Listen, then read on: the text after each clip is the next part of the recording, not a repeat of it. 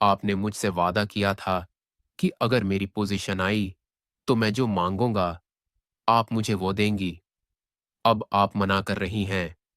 मैंने उस एयर को कहा, हाँ हाँ, मैंने कहा तो था। मैं मानती हूं, लेकिन जो तुम कह रहे हो वो नहीं हो सकता। कहानी शुरू करने से पहले अब दोस्तों से दरख्वास्त है, हमारे चैनल को सब्सक्राइब करें। मेरा नाम राबिया है। मेरी शादी हो चुकी है। मैं एक गांव में अपने शोर के साथ रहती हूं। मेरा शोर एक सरकारी मुलाजिम है, लेकिन उसकी मुलाजमत दूसरे शहर में है, इसलिए उसे निकली के सिलसिले में दूसरे शहर जाना पड़ता है। मैंने अपने शोर से कई बार कहा कि आप कोई और जॉब ढूंढ ले। हमारी नई नई शादी हुई है और मेरा उस तरह आपसे दूर रहना मुझे अच्छा नहीं लगता, और अभी तो हमारी नई नई शादी हुई है। मुझे शूर कहते कि बेगम दिल तो मेरा भी यही करता है कि तुम्हें छोड़कर कहीं ना जाऊं, लेकिन अब काम के सिलसिले में मुझे जाना पड़ता है। मेरी शूर ने कई दफा अपना तबादला करवाने की दरख्वास्त भी दी, लेकिन कोई फायदा ना हो सका। इसलिए मेरे शोर हर महीने बाद घर आते हैं। मैं घर पर अकेली ही होती हूं और बोर होती रहती हूं। मैं खुद पढ़ी लिखी हूं, इसलिए मैंने घर में एक ट्यूशन सेंटर खोल रखा है, जहां मैं 8वीं जमात से लेकर 10वीं जमात के बच्चों को पढ़ाती हूं। मेरे ट्यूशन सेंटर में मोहल्ले के तमाम बच्चे और बच्चियां आती हैं।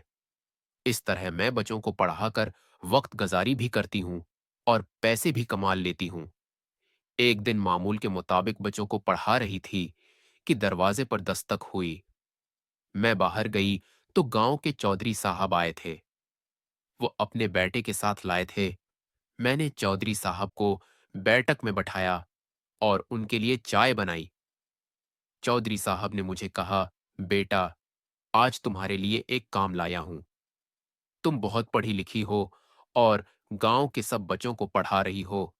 ये बहुत अच्छी बात है। मैं बहुत खुश हूं। मैं चाहता हूं कि बेटा तुम मेरे बच्चों को भी पढ़ाओ। ये नलायक पिछले 2 साल से मैट्रिक में फेल हो रहा है और मैं उसकी वजह से बड़ा परेशान रहता हूं। जब मैंने उनके बेटे को देखा तो उम्र से तो काफी छोटा लग रहा था। उसकी दाढ़ी मूंछ भी नहीं आई थी। मैंने चौधरी साहब से कहा, यह तो भी काफी छोटा सा है और मैट्रिक में 2 बार फेल हो गया है। मुझे तो ये 7वीं 8वीं जमात का बच्चा लगता है।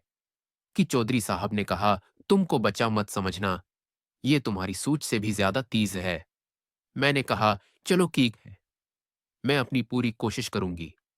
अगले रोज से अजीर ने अकेडमी आना शुरू का कर दिया। पहले 2-3 दिन तो सब कुछ ठीक था, लेकिन उसके बाद उसने शरारतें करना शुरू कर दी। कभी किसी को छेड़ता तो कभी किसको तंग करता। उसने 2 हफ्ते के अंदर ही उधम मचा दी। उसने सबकी नाक में दम कर रखा था, लेकिन दिन ब दिन उसकी शरारतें बढ़ती ही जा रही थी।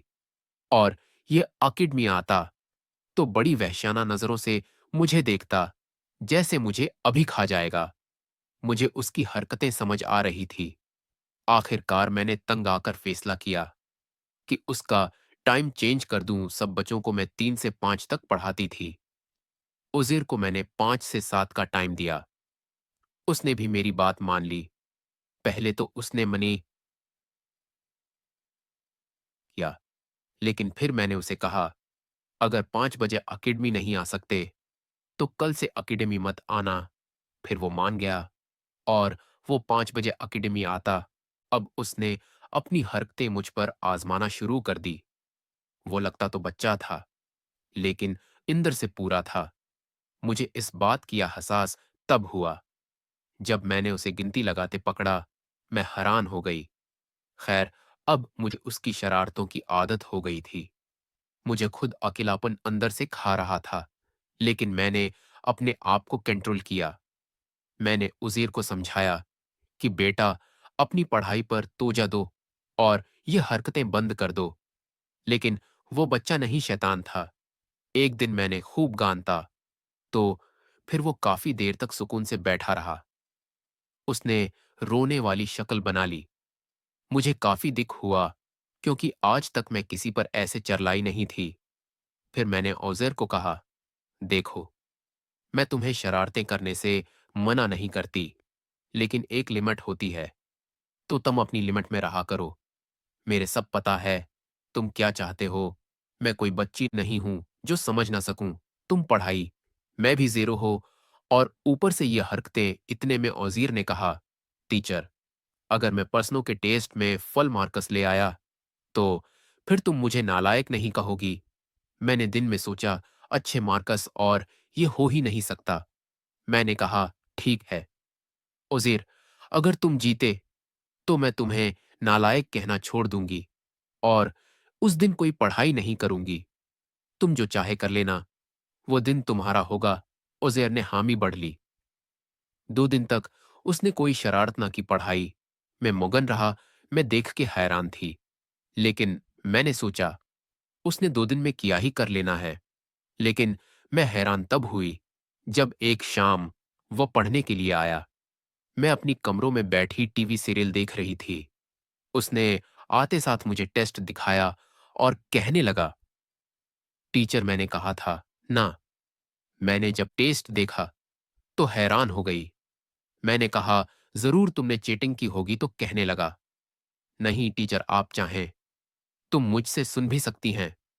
मैंने उसे 2-4 सवाल सुने, और उसको वाकई ही आता था।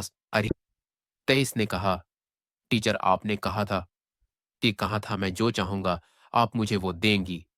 मैंने कहा, हाँ बिल्कुल किया चाहिए तुम्हें। जब ओज़ेर ने मुझे बताया, तो मैंने ओज़ेर को कहा, नहीं नहीं, ये नहीं हो सकता।